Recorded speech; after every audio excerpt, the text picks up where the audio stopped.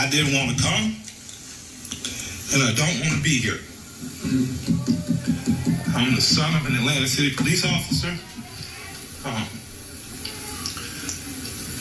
My cousin is an Atlanta City police officer, and my other cousin, East Point police officer. And I got a lot of love and respect for police officers, down to the original 8 police officers in Atlanta that even after becoming police had to dress in a YMCA because white officers didn't want to get dressed with niggers.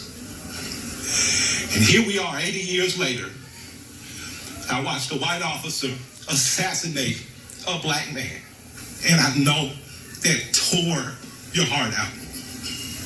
And I know it's crippling. And I have nothing positive to say in this moment because I don't want to be here. But I'm responsible to be here because it wasn't just Dr. King and people dressed nicely who marched and protested to progress this city and so many other cities. It was people like my grandmother, people like my aunts and uncles who were members of SCLC and NAACP, and in particular, Reverend James Orange, Mrs. Alice Johnson, and Reverend Love, who we just lost last year. So I'm duty bound to be here to simply say that it is your duty not to burn your own house down for anger with an enemy.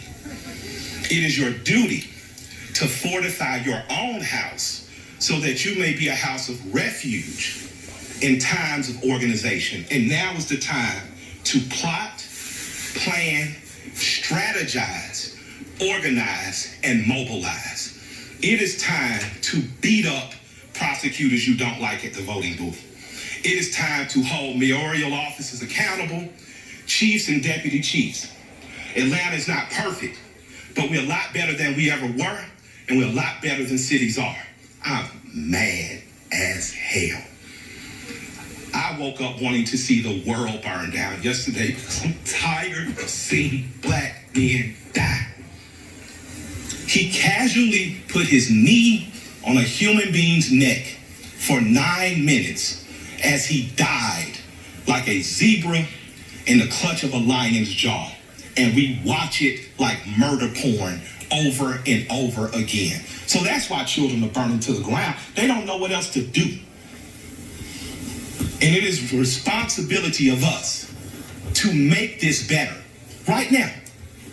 We don't want to see one officer charged. We want to see 4 officers prosecuted and sentenced.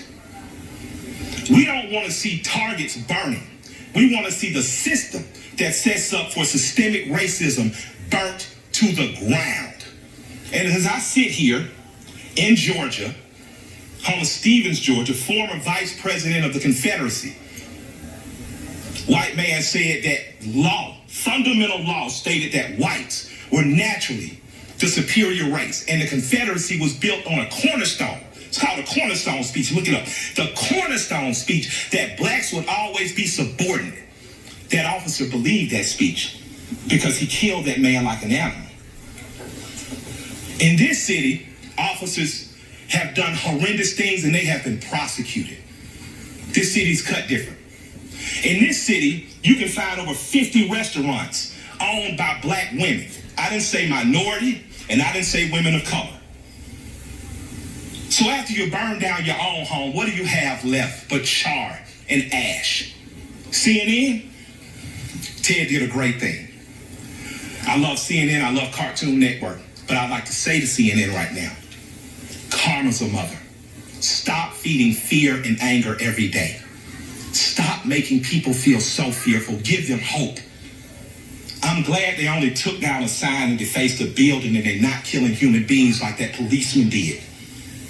I'm glad that they only destroyed some brick and mortar and they didn't rip a father from a son. They didn't rip a son from a mother like the policeman did. When a man yells for his mother in duress and pain and she's dead, he is essentially yelling, please God, don't let it happen to me. And we watch that. So my question for us on the other side of this camera is after it burns, Will we be left with charred, or would we rise like a phoenix out of the ashes that Atlanta has always done?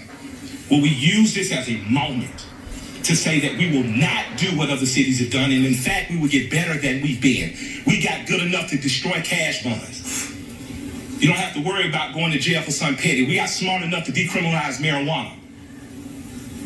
How smart are we going to be in the next 15 or 20 years to keep us ahead of this curve? So that much like when South Africa suffered apartheid, you had Andy and other politicians that could make sure that Atlanta said, Coca-Cola, we love you, but if you don't pull out of South Africa, we're going to leave.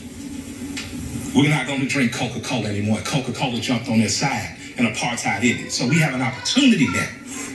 Because I'm mad, I don't have any good advice. But what I can tell you is that if you sit in your homes tonight, instead of burning your home to the ground, you will have time to properly plot, plan, strategize, and organize and mobilize in an effective way. And two of the most effective ways is first taking your butt to the computer and making sure you fill out your census so that people know who you are and where you are. The next thing is making sure you exercise your political bully power and going to local elections and beating up the politicians that you don't like. You got a prosecutor sent your partner to jail and you know it was bullshit, put a new prosecutor in there. Now's your election to do it. You want a different senator that's more progressive, that pulls marijuana through, now's the time to do that. But it is not time to burn down your own home. I love and I respect you. I hate I don't have more to say. I hate I can't fix it in a snap. I hate Atlanta's not perfect for as good as we are. But we have to be better than this moment. We have to be better than burning down our own homes. Because if we lose Atlanta, what else we got? We lose an ability to plot, to plan, to strategize, to organize, and to properly mobilize. I want you to go home. I want you to talk to 10 of your friends. I want you guys to come up with real solutions. I would like for the Atlanta City Police Department to bring back the Community Review Board, one that Alice Johnson was formerly under Chief Turner. We need a review board here ahead of it before an officer does some stupid shit. We need to get ahead of it. That's my recommendation to my mayor and my chief. Let's get a review board. Let's get ahead of it, and let's give them power. We don't need an officer that makes a mistake once, twice, 3 times, and finally he kills a boy on national TV, and the next thing you know, the country is burning down. We don't need a dumbass president repeating what segregation has said. You start looting, we start shooting. But the problem is some officers black and some people gonna shoot back. And that's not good for our community either. I love and respect you all. I hope that we find a way out of it because I don't have the answers, but I do know we must plot. We must plan, we must strategize, organize, and mobilize. Thank you for allowing me some time to speak. I'd like to appreciate